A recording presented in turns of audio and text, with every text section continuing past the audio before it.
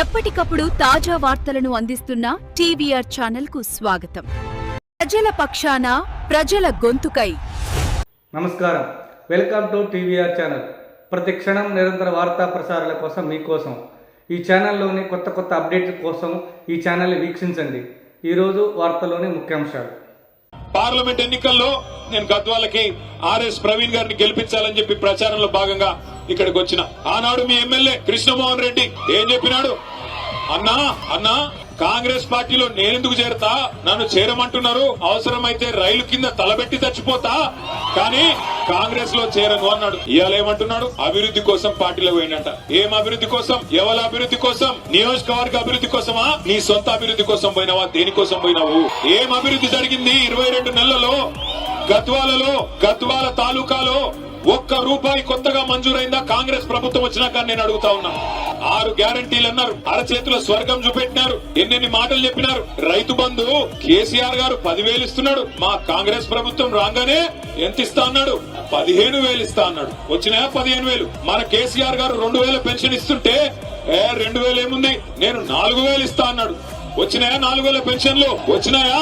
మరి అందుకోసం మారిండా? దేనికి మారిండు?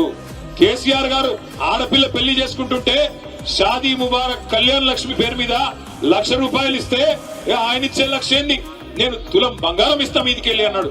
వచ్చిందా తులం బంగారం? మరి దానికోసం మారిండా? గట్టు ఎత్తిపోతల పథకాన్ని ఎక్కడున్నదాన్ని ఎక్కడేసిన గొంగడు అక్కడనే అన్నట్టు అట్లే వదిలిపెట్టినాడు. మొత్తం గట్టు ఎత్తిపోతల పథకం ద్వారా గట్టు మండలం గాని కేటీతోటి మండలం గాని బ్రహ్మాండంగా 35,000 ఎకరాలకు నీళ్లు ఇవ్వాలని కేసీఆర్ గారు 581 కోట్ల రూపాయలతో మంజూరు చేస్తే 2 ఏళ్లుగా ఆ పథకాన్ని ఎక్కడున్న గొంగలు అక్కడనే అన్నట్టు పండబెట్టింది కాంగ్రెస్ ప్రభుత్వం. అదే కేసీఆర్ గారి ప్రభుత్వంలో ఉమ్మడి పాలమూరు జిల్లాలో పెండింగ్ ప్రాజెక్టులన్నింటినీ రన్నింగ్ ప్రాజెక్టులుగా మార్చి కొత్తగా 10 లక్షల ఎకరాల కాయ కట్టించిన నాయకుడు ఎవరు? దాని వల్లనే ఇవాళ రివర్స్ మైగ్రేషన్ పాలమూరుకు స్టార్ట్ అయింది. నేను ఇదే గట్టుకు ఆనాడు ఇదే మన గద్వాలకు దరూరు మండలానికి మంత్రిగా వస్తే నేను నిరంజన్ రెడ్డి గారు మేమందరం పోతా ఉన్నాం. ఓ పత్తి చేను కాడ మొత్తం చాలా మంది కూలీలుంటే పలకరిద్దామని ఆగితే అక్కడ పోయి అడిగినామమ్మా మీది ఏ ఊరని.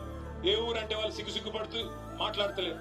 ఏమా చెప్పమ్మా, అలంపూర్ తాలూకానా గద్వాలనా ఎక్కడని అడిగితే వాళ్ళు ఏం చెప్పినారు ఎరికేనా? అన్న మాది రాయచూరు అన్న అని చెప్పినారు. రాయచూరు నుంచి ఇక్కడికి వచ్చి పని చేస్తున్నారంటే అవునన్నా అన్నారు. పక్కన ఇంకో 2 అమ్మాయిలు ఉండే, మీదే ఊరమ్మా అంటే మాది కర్నూలు అన్నా అని. మాకెంత గర్వంగా అనిపించింది ఎరికేనా? ఒకనాడు వలసల జిల్లాగా ఉన్న పాలమూరు, వలసలకు కేర్ ఆఫ్ అడ్రస్ గా ఉన్న పాలమూరు ఇవాళ రివర్స్ మైగ్రేషన్ అంటే అటు కర్ణాటకలోని అభాగ్యులకి ఇటు ఆంధ్రాలో ఉండే అభాగ్యులకు కూడా అన్నం పెట్టే స్థాయికి పాలమూరును చేసింది ఎవరు?